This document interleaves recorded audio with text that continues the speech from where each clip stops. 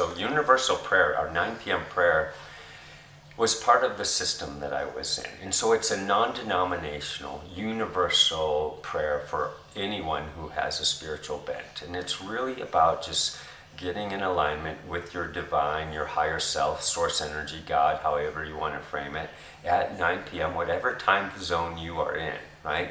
And that there really is no time in the quantum field, but it's still good to be there with others. And so my parents do this, have done this for 10 years. I've been doing it for 20 years. There's thousands of others around the world, just in the space of prayer, here in the heart.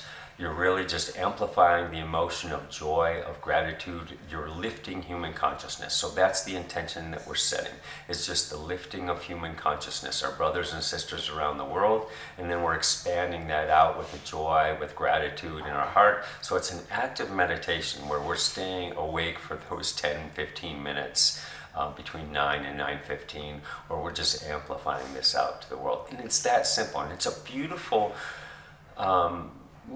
bedtime ritual to set the stage for a great night's sleep and to ensure that you're starting to wind down by that hour. And so it has ancestral health benefits as well. So it's helping on the energetic, the spiritual level, the mental level, the emotional level, and even the physiological level. So it's a wonderful practice that doesn't take long, and you're in communion with others, so you're not alone. And it helps a lot of lonely people. It helps people that are very yang and busy all the time to just take this time to come back to that heart-centered space and it's the coherence, right? Where we're just in this space of lifting.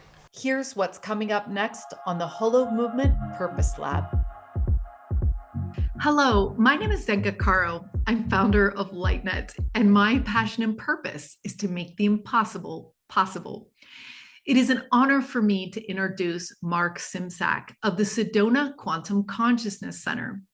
He has been here in Sedona uniting many different organizations and people around what he believes is the most important thing that we need to do right now, which is to expand our consciousness. This is the key to our future. He is the most embodied conscious leader that I know, meaning he really walks and talks what he really understands about unity consciousness and how we are all working together to create an incredible future. Just like the last guest, Carolyn Hauser, he really stresses this idea that if our nervous system is not settled, it's very difficult for us to find the space to come in and listen to our guidance and also our purpose. He promotes the idea of breathing through your nose, of getting outside in nature, in the sunlight to exercise so that your body can receive everything you need to know to live your purpose. The other thing that makes him incredibly powerful is that he organizes a 9 o'clock prayer meditation. This is for 15 minutes where you stop whatever you're doing at 9 o'clock and you just listen. You listen to the steps that you are taking in order to fulfill your purpose. And also you feed the field with joy, which he's really into, and also peace. And we know those two emotions are the highest things on the Hawking's consciousness scale. His strategy is exquisite. He supports many organizations through his 2 locations, the Desert Rose and the Canyon Rose, which offer retreats for people coming together to expand our collective consciousness.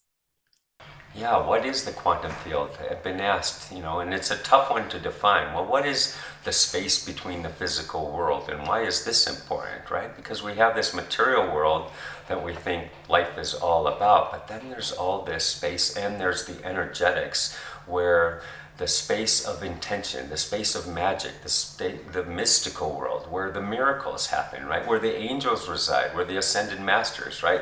This other world dimension, maybe. I don't know if we'd call it a world, dimension, this space of intention, right? This space where things can manifest if we put our attention there. And so there's a lot of research around the quantum field. Certainly people like Lynn McTaggart, Joe Dispenza have done work there. Well, if we step up our emotions while in this space, right, we can actually energetically bring things about that we're doesn't take as much work. We can have this law of attraction, magnify things that we want to happen in life toward us, right? And so as we access this quantum field in this space, and we're in this space, we'll see that the miracles do happen. And so for some people, it can be instant. In Sedona, we have the synchronicities that happen rather quickly, but that's not for everyone. And it doesn't mean it just has to be Sedona. It can be other places around the world. But there's also that it can take some time, and it may not show up always as you think it's going to show up. So that perspective, that lens that you take on to see it for, this is how it's been, how I've been gifted, right? So if we start to look through the lens of, the quantum field, the universe is here for us, not to us, that these circumstances through Andrew and Connie, so the trusting universe, it is about this space of a loving universe, and that circumstances are happening for our benefit, not to us, right? And this is a trust in the quantum field, in higher energies, that, yes, this is a planet, this is a place where we come to learn and grow.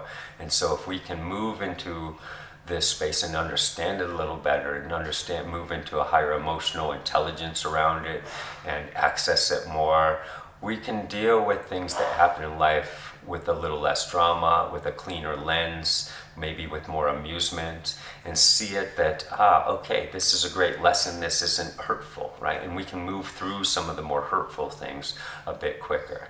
So again, the quantum field is just a space to access, a field to access, to help bring about the joy in life. For more, watch the full episode, which will be aired on Monday.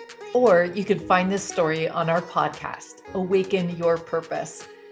To find your passion and purpose, join us at hollowmovement.net/